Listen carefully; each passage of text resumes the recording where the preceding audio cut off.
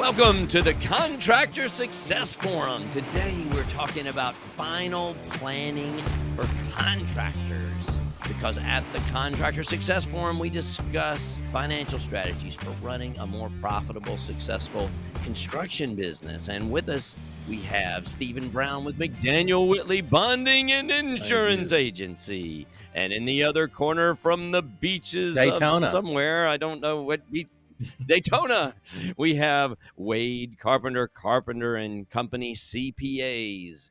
And I'm Rob Williams with Iron Gate Entrepreneurial Support Systems and final planning for contractors. You know, I bet most of the people don't even know what the heck that means. What is final planning for contractors? Does that mean getting your final certificate of occupation or occupancy, not occupation? It might be a final certificate of occupation because you won't be in your occupation anymore. Guys, final planning is something that is just not an enjoyable thing to talk about. Who wants to talk? Final part of your life, to talk right? about final planning is estate planning. It's figuring out how best to position yourself that you don't leave a huge headache to your coworkers and your family, your spouse and your family. It's a very thoughtful thing to do. It's something that good business people do. And we're just going to kind of touch on the basics. How does that sound? What you need Sounds to do great. and who you need to talk to get it done. We all have stories, guys. I've had clients pass away, something's happened to them, and I've had to help their spouse and their key employees keep the company going. Because when a contractor dies and is the sole owner of a construction company, then it's automatically in bond claims because you can say, well, I didn't default on my contract. I just died. Well, when you're not there to run the project, it doesn't mean it's automatically the bonding company comes and takes over, but it means that they, according to the indemnity agreement, are actively involved. And the best way they want to be actively involved is through their agent and your agent, bonding agent.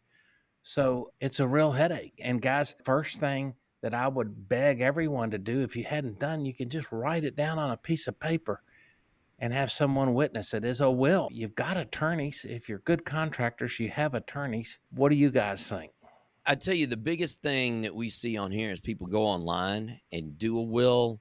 And what the probate judges have told me is so many of those get thrown out because it just takes one sentence, one thing that you don't know the right answer in there. It seems that common sense would say, well, we know the intent because we've got this here, but they end up throwing them out for some reason on there where they've actually told me, like what you just said, that it's better to write it on a piece of paper because at least the judge will know because it's in the person's handwriting. Yeah, and in your know own your handwriting. intent. Yeah, they would know your intent, but you don't want it to go to probate and you don't want it to go there. You want to do a will or actually even put your assets into trust is even better, but there's a lot more work there. So most people just do the will, but I've been through this so many times. I've had multiple partners die and family members, things like this. So it's get a will though. Listeners, Really get a will. does. And if you haven't updated your will, just get it knocked out, please. Yeah. The biggest thing, I've got people I've been working with for years and they know too much and they want to get this will perfect. Get a bad will first. Not bad, but just get a will that says, even if it just says everything goes to my wife and if she's not here, that goes to my kids, or if you don't want it to go to your wife, husband, or if you don't have a wife or the kids, but just get that there because there's so many complicated things. I see people, they hear something from their friends, so they want to do all these crazy things that just make small differences typically because most of the people are not going to be in the estate tax situation because it's over $20 million if you're married. And so what does it look like when you've got your act together, Wade? Well, that's where I was wanting to hopefully relate a story because I think all three of us have horror stories that we've been through. But there was one story I was hoping to kind of tell, and like I said, it was as positive an outcome as could be. But I had a contractor 9 months ago. He was a painting contractor, did bonded stuff for schools, and he got a diagnosis of pancreatic cancer. And he had a wife and a early teen son that was hoping to go to college, and essentially it was him and just a handful of other people. And they contacted us, being their accountant for a long time, and there was some special situations. She was on disability, and so we needed to figure out what happened when he died. So we came and sat down and talked about what they needed to do. We got with an estate planning attorney that we trusted because we can't always trust all of them. But, what eventually happened is we kind of worked it out to where he could shut down the business. They did everything they could, but we had a positive outlook. And when in the eventuality he died, it kind of went into a trust and it got orderly shut down. And unfortunately, about 3 months later, we got a call that he did die. And we were able to shut it down very smoothly because his wife had absolutely nothing in the business. He did have some bonded jobs. He had talked to some of his friends and competitors in the business, but they actually helped him finish the job. There was no issue with the bonding company because of it. And there was money put aside. The contractors even gave all the money. They kept their own labor, but they gave all the money to the spouse.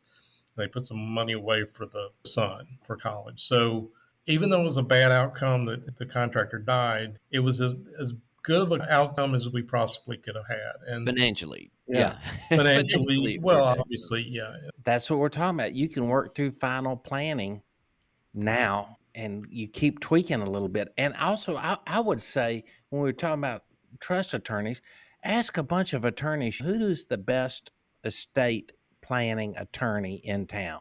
You Yeah, know, because typically there's probably fewer than 10 in a yeah, big city that that's really all they do do. that. That's all they Right. do. And they give you the best advice based on their many, many years of their clients passing away and having to deal with the aftermath of getting the ongoing business probated and shut Probated, yeah. down. We talk about the lawyer, but who is the trustee is a very important thing on there. I kind of am a believer in one of the family members really being the trustee. There's some people that feel like the trustee needs to be like some trust company or something. I really don't feel that unless there's a problem and an issue. I mean, I know there are addictions and things like that that people don't put certain people in there, or maybe they have a personal problem with somebody they don't want them to be family members. That Explain, seems to Rob, to our be listeners most of the why reasons. someone might want to set up a trust. What are the reasons for that? When you set up a trust, it bypasses the whole probate situation. I've got some situations where they didn't even have a will. So it's unbelievable the amount of money and the amount of attorneys that the state will appoint, and huge sums of money. I know one of them, all the money was gone by the time the attorneys were there because it appeared that he had a whole lot of money. So they appointed this stuff, but by the time they paid off the debt and stuff, the attorney's fees were more than the net assets that he had Mm-hmm. afterwards. Luckily, some things fixed that with insurance and some other things that happened, but it's unbelievable. I don't want to quote amounts of money, but it could be hundreds of thousands of dollars to have the attorneys, where if they had spent $5,000, or let's say $5,000 to $15,000 on a trust or even a will in the beginning, because a will is a good thing. A trust is even better because a will, it still has to go through probate and you still have to do things, where a trust, think of it as a separate corporation. It's already there. So when you die, the trust just keeps the money. No judge has to say it goes anywhere. It's there, especially if it's already in the trust. But the reason people don't do it is because you got to change the titles and things, and people set up the trust. And if you're not going to follow through, know yourself. If you're not going to follow through and change the titles, and you don't want your bank accounts to say trust and your companies to be owned by the trust, even though you're controlling it, then don't do it, because then you've just got a worthless piece of paper. None of the assets go in there. That's actually what happens a lot. And do people know what a trustee is, by the way? I just started talking about the trustee, but a lot of the people won't understand. When you have a trust, or even if you don't already have a trust, you can put a testamentary trust. I'm having a problem with some of my words today. The trustee is the one that makes the decisions. Now, you say in the trust, when you form that trust document, what happens, and they have to follow the rules, but the trustee is the one that is doing it and calling the shots and making, and maybe they don't follow the rules. That trustee is important to have happen. So that's what a lot of people, especially if there are a lot of family members that may fight over the thing, that's probably one of the better uses. If you've got a big enough trust which it's got to be over a couple of million. Well, I know most of these trust companies won't even take a trust and like to manage it if it's not over $1 million because there's a minimum fee, and then that would be too high. But if you've got million or a few million in there, you can set up the trust to have a trustee do it. If you think the siblings might fight about it, you can pick an independent trustee that will get a fee every year, usually as a percent, but there's a minimum amount. Let's say $6,000 to $10,000 is a minimum amount that they would charge to manage that every year. So that trustee can make those decisions. They're actually not making the decisions. Typically, they are the ones that are carrying out the wishes that you put down on the piece of paper when you formed. Okay, and They're your really estate making the planning attorney is the one that advises you whether you need a trust or not, depending on what your wishes are. Yeah, because he'll Or put that she, trust yes. document together, the estate Yep. planning attorney. A trust is not always the right thing to do. Sometimes that is the wrong thing. And sometimes it can be shut down a lot cheaper and cleaner without it.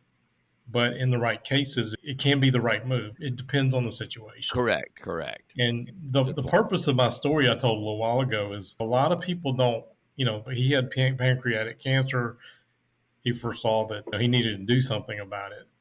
But most of us, a lot of times, we don't see that coming. We put this off, and it's an unpleasant subject, and it just hits us, and things turn out really badly for our family and things like that. So, Stephen, if you would, I know you had a checklist of some things that you wanted to go over. Sure, and We we'll can kind of post it jump on into our that. website too. The checklist is called Getting Started on Final Planning. Yeah, I want to agree with Wade on that. Actually, most cases probably are not for trusts. A will is probably the default. Right. If we look at Well, numbers, that's yeah, what you're I've right, got Wade.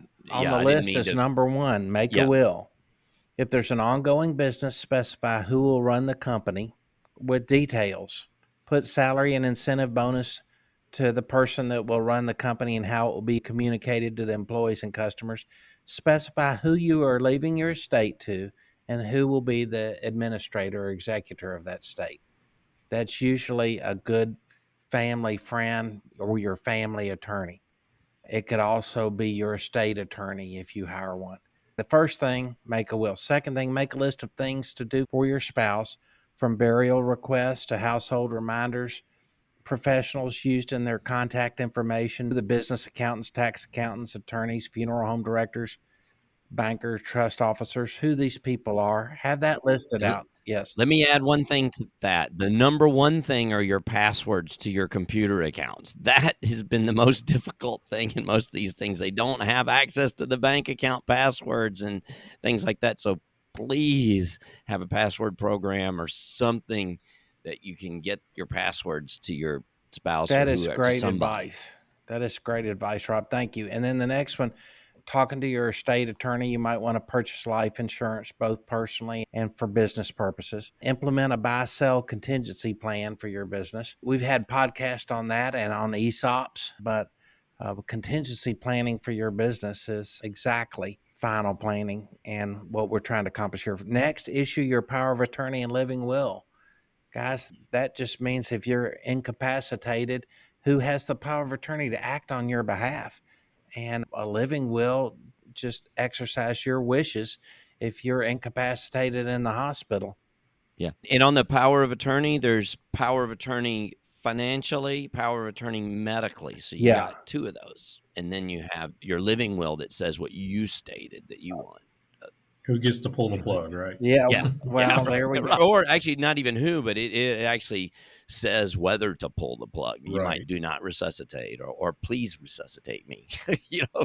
And the last one I've got on the list, guys, is just if you've got a estate worth more than 11 or $12 million and you don't want Uncle Sam taking half of it upon your Or double that if your wife is there, if Right, you have a right. wife also. So So, there you go. Your accountant and your tax attorney can tell you what those limits are. But Wade, I would say good idea to have your accountant and your estate attorney working together on this, especially if you have a larger estate. And Rob, I appreciate you bringing up these trust situations because they get very complicated. And I think you really hit home on a lot of the things that people don't seem to understand. one thing on the value, be careful. It could be the value of your company because I know one case there was a company, they only had a couple $1 million. They didn't think they had anything in their net worth, but the company was valued at tens of millions of dollars. It was getting close to $50 million. So they actually had a huge estate tax problem when they this was a construction company. We've heard about this with farmers all the time. When they die, they're not going to be able to keep the land because they're not going to have this because the value of the land, even though they don't have the cash. Well, the same thing can happen with a construction company or a supply company or something like this. It could be valued at tens of millions of dollars, even though you don't So, have Wade, that what do you purpose. do to pay So don't estate taxes when conclude. that happens? A lot of times, unfortunately, it comes down to liquidating everything you own, kind of what Rob was saying. One comment, real quick. For 2022, it's like $12.06 million per person estate. And yes, you have double that amount for a husband and wife, but if one dies and leaves it to their spouse, they can leave all that tax free. But the other point of that is so one spouse dies and goes to the other spouse, well, they still only have 12.06 million in 22. It's indexed every year, but so if they don't die at the same time, you don't necessarily have double that amount. So you have to be careful about how that works. And I don't want to get in the deep discussion about estate taxes, but Yeah. they can be very Right. expensive. So Yeah. And I mean, most of them are funded by life insurance, something like that, because they don't have that much liquidity, or they can be funded by a buy-sell agreement that if they have a partner, so then they get the cash, and then that out of that cash, that buy-sell. But you better make sure that buy-sell agreement from the other partner is funded. And guys, it's like a catch-22. I would tell you, get life insurance when you're young and it's less expensive. But then when you're young, it's something you can't afford. So I mean, as you get older, the insurance premiums are higher, but they're covering you for a shorter period of time. So I think it's important that the sooner you can start making some of these plannings, the easier it'll be on you and everyone else. But hey, if you hadn't started, now it's a good time to start, right, guys? That's absolutely. right.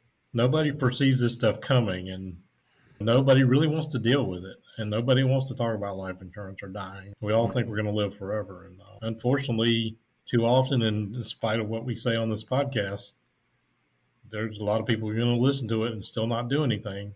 I've had some people say, "Well, I'm not worried about because I won't be here What an anyway," ass. and then we'll just let them worry about it, and maybe they don't care. But there's another thing of just a good feeling that you get while you're here that you've taken care of it. You're a great responsible person that's taking care of your stuff. That Well, I good think if you feeling listen to this that podcast you this know far that you did along, it. you're not that kind of person. Yep. But Yeah, that's true. I've If had you a hadn't lot of turned it them. off. And guys, I just wanted to tell you, my uncle fell, broke his neck, and was a quadriplegic. Yet he had his act together so beautifully that it did not cost my aunt a penny. And he was in intensive care for almost a year. He talked the talk and walked the walk. I was very proud of him. And it was a beautiful thing to see. There's enough stress going on when you're terminally ill or you've had something like this happen in the family. And everything that happened had already been decided and put to bed. So I just like to point that out. Like Wade said, there's some happy endings here if you plan it. And if you want, we could do a whole podcast on unhappy endings if that's what you want, listeners.